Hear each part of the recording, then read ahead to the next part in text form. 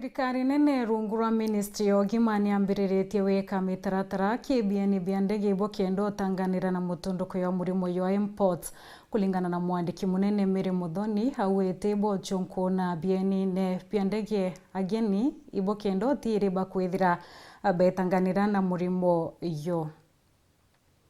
Thirikari ukulukira rwangi rwa ũgima wa mwĩrĩ nĩambĩrĩrĩtie kũrũana na MPANGA ya mũrimũ wa MPOX nthĩũrũni ya Kenya na RPS ũgima wa mwĩrĩ Mary Muthoni otarĩri iboti iriba kwa ile bionanilie be mũrimũ yo kĩageni barabo kinya Kenya kana Kenya barabo kinya nthĩũrũni BAUMITE OOME Kenya na itetea mbere na kuwa bena mathaga ya kwana ya kuthima mũrimũ yo bieni-inĩ bĩa ndege. And it is because of the MPOX disease. We are here to assess the preparedness. First and foremost, I want to tell the country that we are okay and we are set. We have enough thermal scanners in every of stations.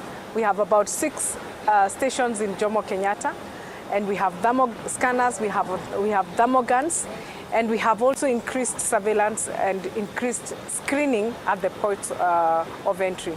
Therefore, Jomo Kenyatta, we are okay, and I am happy that the teams here, multi-stakeholder team is taking place. They have a committee that they are holding their own meetings, and we are getting that information from the head office to also continue checking on where or which are the areas that may need improvement. So far, so good.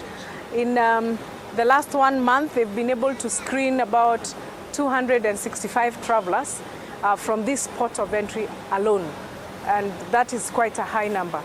Therefore, we will continue with the screening. We will continue isolating anybody who may be having signs and symptoms. Netetea mbere na kuria muingi batambia ntheto itichia moko ni mũrimũ yo kana okonia baraba yetwe na Kenya bakage obwa inya nini. We are asking the members of the public not to panic and kindly do not circulate material or information that is not verified until when the Ministry of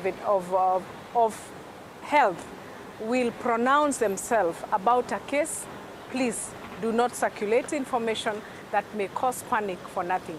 I have seen a lot of circulation about Galpatura, and I want to assure the nation that teams already went to get the samples for the said individual, and we will be able to probably say whether it is a confirmed case or